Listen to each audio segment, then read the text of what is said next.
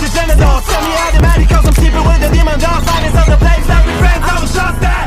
No feelings but I feel like you lost that. First off bitch, I'm A to the janitor. Send me out the matty cause I'm sleeping with the demon dog. Silence of the flames that we friends, I was just that. No feelings but I feel like you lost.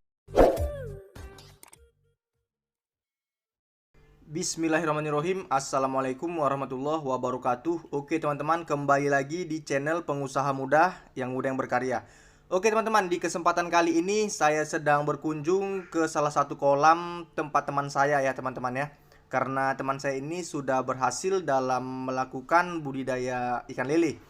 Oke, di sini dia bercerita sedikit dengan saya ya, membagikan tips agar teman-teman sekalian bisa dapat berhasil ya, bisa dapat sukses dalam melakukan budidaya ikan lele ini.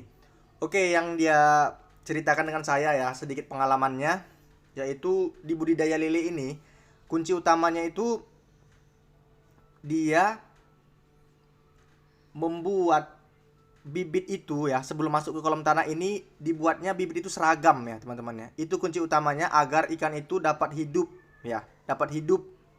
Karena apabila ikan itu sudah seragam di satu kolam, otomatis dia dapat sama-sama bertahan hidup. Tidak ada istilah kanibalisme.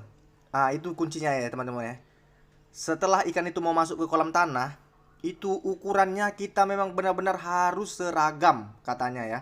Memang harus benar-benar seragam karena lele ini kan sifatnya kanibal. Jadi setelah ukuran seragam baru bisa kita pindahkan di kolam tanah. Karena kan ini mainnya sudah sangat besar ya teman-teman ya. Ada kurang lebih puluhan ribu ekor ya dalam per kolamnya ini. Jadi sudah sangat-sangat main besar ini teman-teman. Oke, untuk pakannya diberikan tipsnya sama teman saya ini. Untuk pakannya itu kalau di sore hari aja ya diberikan pelet ya teman-teman ya. Di sore hari menjelang malam diberikan pelet.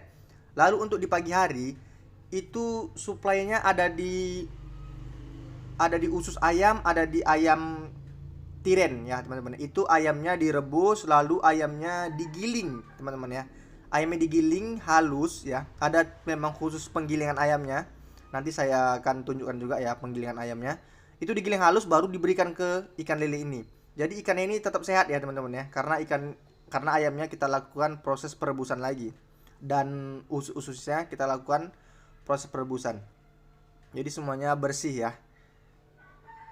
Jadi yang kedua tadi ya, yang pertama tadi ada di benihnya harus seragam pada saat kita masuk ke tanah. Yang kedua tadi pakan peletnya itu colokannya di sore hari, sore menjelang malam ya, di sore hari.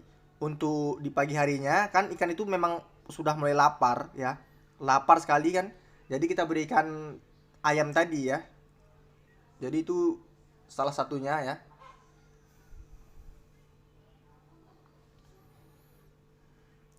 Dan ikan lele ini beruntungnya katanya ya, kalau di kualitas air ya, di kualitas air pun dia tidak terlalu bermasalah ya teman-teman ya katanya ya. Karena gini, lele ini dapat hidup di tempat air yang jorok sekalipun ya. Jadi dia pada saat kita lakukan tebar padat ya, itu kualitas air tidak begitu mempengaruhi untuk kesehatan ikannya. Bukan berarti tempatnya ini airnya harus jorok, tidak. Kebetulan di sini sistem airnya pun sistem air mengalir, airnya berganti terus. Di sini kebetulan airnya bersih aja ya teman-teman ya. Jadi ya sudah sangat bagus lah, sistem airnya bagus. Lalu untuk lelenya masuknya memang harus seragam. Jadi angka kematian itu 0% ya, tidak ada angka kematian di sini. Karena memang benar-benar ikan itu seragam. Apabila besarnya sama kan nggak mungkin dia memakan sesama besarnya, nggak bisa memang. Apalagi pakannya yang kita berikan cukup. Itulah yang menunjang ikan lele ini tidak ada yang mati karena pemberian pakan itu cukup. Apabila kita melakukan pemberian pakan tidak cukup, otomatis dia akan kanibal, otomatis akan memakan temannya. Jadi gitu ya teman-teman ya. Jadi yang dapat saya sampaikan di sini, ada di benih harus seragam ya untuk masuk di kolam pembesaran ini. Lalu yang kedua pakan ya, memang harus kita hemat ya. Kita harus pandai mencari pakan-pakan alternatif lah selain pelet. Karena kalau kita pakai full pellet ya memang tetap untung karena kan angka kematian tidak ada. Tapi jauh lebih untung kalau kita memakai pakan-pakan alternatif.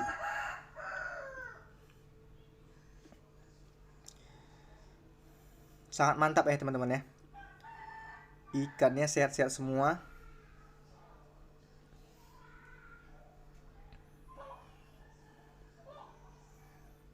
Karena gini, kita kan nggak harus fokus di satu budidaya ya. Kita harus banyak tahu juga di budidaya ikan yang lainnya. Maka dari itu kita harus rajin berjalan lah ke tempat senior yang walaupun dia budidayanya ikan lele, atau kan kita kan fokusnya di budidaya gurami. Walaupun dia budidaya ikan lele, kita harus sharing juga gimana sih perkembangan ikan lele ini, kok banyak sekali yang rugi ya. Jadi di sini dia sedikit menceritakan ya kisah dia, istilahnya perjalanan dia dalam budidaya ikan lele itu.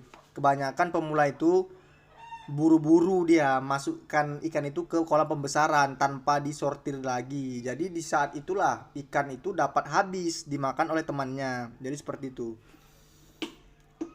Jadi kita tuh harus sabar, harus telaten, memang benar-benar kita sortir ya teman-teman ya. Oke, salam sukses dari saya pengusaha muda yang berkarya. Assalamualaikum warahmatullahi wabarakatuh.